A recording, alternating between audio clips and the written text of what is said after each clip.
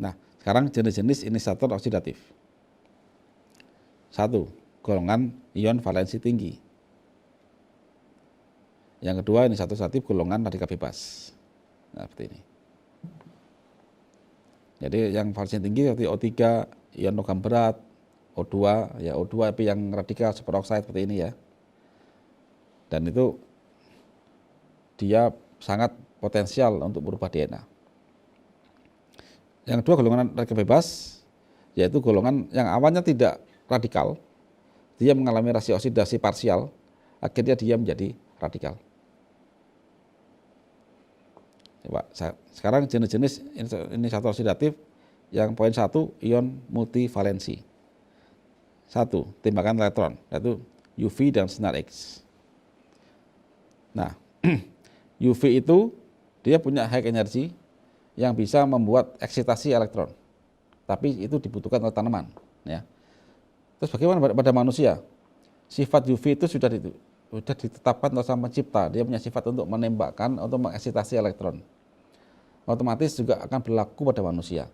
Oleh karena itu, Bapak Ibu, supaya manusia tidak terpapar, maka Allah mengasih apa? Mengasihkan pigmen. Jadi kalau bukan kita, saya ini hitam, orang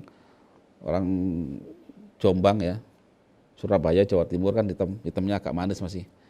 Nah, kita kasih pigmen di sini, kasih pigmen. Begitu ada UV, maka sensor tubuh kita itu akan mengetahui dengan mengeluarkan hormon tiranus. Hormon itu diterima oleh melanosit, dia bikin melanin, maka kita jadi hitam. Hitam manis, alhamdulillah, bukan hitam legam ya. Nah, bagaimana mereka sampai terpapar efek UV sampai berubah DNA pada kasus UV? Bagi mereka yang suka memutihkan kulit. Tahukah Bapak Ibu bagaimana memutihkan kulit? Dengan ngeblok hormon tiranus. Sehingga tidak ada perintah untuk sistem kulit Anda untuk membuat proteksi diri dari UV. Di sini siapa yang salah berarti? Berarti manusianya yang bikin masalah. Menentang sunatullah yang Allah tersematkan di dalam sistem alam semesta ini. Itu kan? Karena setiap zat yang dibuat oleh Sang Pencipta itu sudah mempunyai sifat dan kita wajib mengetahuinya. Yang kedua, sinar X. Ini banyak kan di lab, Bapak Ibu. Bapak Ibu sering rongsen, ya itu jangan sering-sering lah. Karena ini menembakkan banyak elektron sehingga bisa berubah. Yang kedua, logam berat valensi tinggi seperti ion Hg, ion Cu, ion arsen dan lain-lain yang dia itu jumlahnya banyak, melebihi kemampuan tubuh untuk mendonorkan elektron, menangkap dan dibuang. Gitu kan? Di mana dia terdapatnya? 1, di kosmetik banyak pakai, terutama yang pakai mengelupas kulit ya, contohnya Hg ya. Dulu banyak itu pakai itu. Atau sekarang. Kemudian pewarna makanan, flavoring, aroma-aroma sintetik, gitu kan. Kemudian asap knalpot, reaksi kimia di laboratorium, Bapak Ibu sering pakai kloroform, aseton dan lain-lain yang dia mempunyai reaksi oksidasi yang cukup tinggi. Polusi industri dan obat-obat hama ya. Itu logam berat di sini. Nah, di sini. Jadi intinya apa?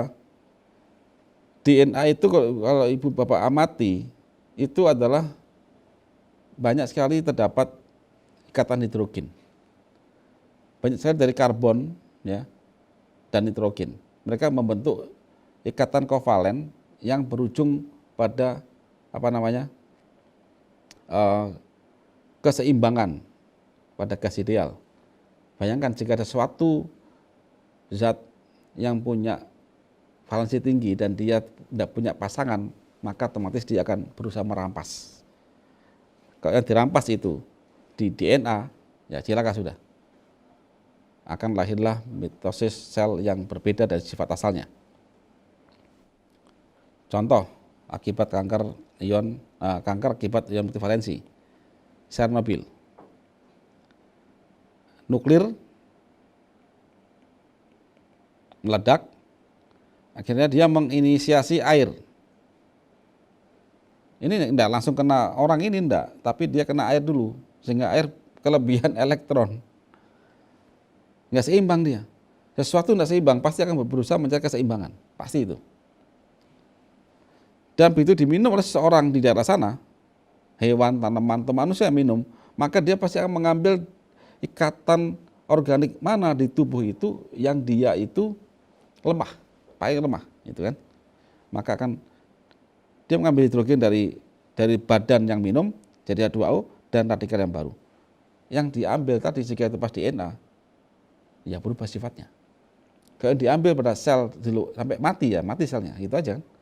Tapi sampai setengah mati hanya diambil DNA-nya, diambil satu hidrogen diambil, maka DNA ada berubah. Maka akan ada kehidupan sel yang berubah sifat. Itu. Nah, jika elektron diambil dari molekul tubuh kita, maka akan terjadi kelainan sel dan kerusakan yang parah. Ini.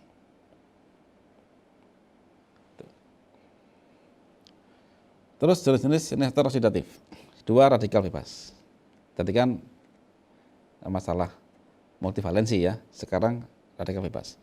Apa sih radikal bebas itu? Yaitu senyawa terbentuk dari non radikal yang kehilangan atau mendapatkan tambahan 1 elektron. Oksigen pun jika ketambahan 1 elektron jadi superoksida, bahaya. Itu kan. Dan mayoritas ini dihasilkan konteks dalam tubuh manusia itu dari golongan lemak, Bapak Ibu. Itulah kenapa disinilah peran lambung nanti pada pasien kanker. Mayoritas mereka ada masalah sakit lambung atau mah yang tidak pernah selesai. Bukan secara langsung nggak akibat mah, tapi secara tidak langsung. Di mana dia? Apabila Bapak Ibu gagal memetabolisme trigliserid dalam tubuh Bapak Ibu, maka trigliserid itu akan menumpuk dalam pembuluh darah. Ingat, darah itu bawa apa? Bawa nutrisi, termasuk trigliserid yang terus nambah terus karena gagal sampai masuk sel, dia numpuk dalam pembuluh darah. Kedua, dia bawa oksigen. Lemak ini ketemu terus sama oksigen. Kalau dalam dunia luar di meja ada saya punya minyak, ketemu oksigen, saya kasih bubble oksigen, dia tengi. Tengi itulah terjadi tanda bahwa dia terjadi reaksi oksidasi, parsial oksidasi. Kalau reaksi oksidasi total itu dia kena oksigen terbakar, Bapak Ibu, nggak ada masalah. Kalau dia parsial tidak terbakar, terbakarnya itu sebagian saja, menghasilkan ion-ion radikal di situ.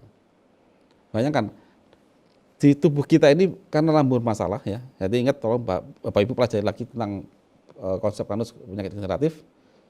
Pelajari itu nanti bisa nyambung ke apa yang saya sampaikan tentang trigliserid. TG itu ketemu sama oksigen. Kenapa ketemu sama oksigen tiap hari? Karena kita gagal memetabolisme trigliserid atau lemak yang masuk ke tubuh kita. Ingat, sel itu hanya bisa menerima asam lemak. Minyak yang masuk itu trigliserid, sudah berbeda bentuknya. Kalau kita gagal memecah dia jadi asam lemak, otomatis dia akan ngendon, akan numpuk dalam pembuluh darah. Dengan numpuk dalam pembuluh darah, maka potensi ketemu oksigen every day, setiap detik, setiap menit akan meningkat. Kalau meningkat, maka terjadi proses ketengikan, tanda kutip. Kalau dalam bahasa ilmiah itu terjadi reaksi oksidasi parsial yang akan menghasilkan radikal peroksid dan juga bisa keton radikal. Karena ukuran dia kecil, maka dia bisa masuk ke dalam sel. Waktu dia jadi trigliserid, ketemu sel tidak bisa masuk. Waktu dia dipotong secara radikal, jadi radikal peroksid, maka dia bisa masuk dan dia bisa merampas DNA sehingga dia merubah DNA Anda, maka Anda akan jadi kanker. Terserah, mau kanker, tumor, terserah. Tergantung sesi sequence DNA mana atau sequence RNA mana yang akan diambil. Jadi gitu ya. Nah, ini saya langsung fokus ke sini aja karena ini adalah tubuh manusia. Yang paling gampang kita bicara tentang konsep kanus kanker pada tubuh manusia. Nah, saya gambar begini. Ini oksigen, ini lemak, trigliserid, maka akan terjadi radikal bebas. Radikal bebas ini bisa dinetralkan dengan antioksidan. Tapi kalau Bapak Ibu tidak menghentikan proses ini, maka percuma saja. Makanya karena itu orang kanker kasih antioksidan saja, hanya antioksidan tidak bisa. Karena antioksidan hanya menetralkan radikal bebas. Padahal radikal bebas ini adalah produk dari sesuatu dalam tubuh Anda, makanan Anda yang gagal dicerna. Berarti Anda paham dulu. Kenapa kok gagal? Itu poin pertama. Yang kedua, bagaimana reaksinya? Dia bantu oksigen dan inisiator. Di sini jangan bertindak konyol. Kalau itu jangan bernafas, ya mati kita. Ini tangkap ini. Terus perbaiki lemak ini harus segera bisa dirubah menjadi asam lemak. Perbaiki lambung Anda. Itu aja kuncinya. Bagaimana mekanismenya? Tolong pelajari lagi tentang konsep kardus, tentang penyakit degeneratif. Meskipun saya masih overview di situ. Tapi nanti kalau mau lebih detail ikut kuliah kami. Angkatan 6, nanti insya Allah habis lebaran. Nah, jadi lemak yang gagal di metabolisme oleh tubuh akan menumpuk dalam darah, membuat pertemuan TG, triglycerid dengan oksigen makin sering, maka potensi oksidasi parsial akan tinggi, terdapat inisiator multivalensi sehingga terjadi oksidasi parsial, radikal bebas sampai ini terjadi. Jadi inisiator yang tadi multivalensi itu dia beraksi dua Bapak Ibu. Dia beraksi ganda. Inisiator multivalensi yang pada slide awal sebelum ini ya, itu berfungsi ganda. Satu, dia bisa langsung masuk ke DNA jika dia besar jumlahnya, atau dia hanya sebagai mak comblang. Antara apa? Antara oksigen dengan lemak dalam darah kita yang gagal dicerna itu, gagal di metabolis itu, dicomblangkan sehingga terjadilah radikal peroksid. Nah, radikal peroksid ini yang akan masuk ke dalam sel dan merubah DNA. Sel apa? Ya tergantung di mana yang dekat terjadinya itu. Kalau terjadi di payudara ya di payudara. Terjadi di usus, di otak, tergantung di mana kita nggak tahu. Makanya di versi kami, konsep kardus mau kanker mata, kanker otak, payudara semua sama. Hanya salah tempat yang berbeda di situ. Ya.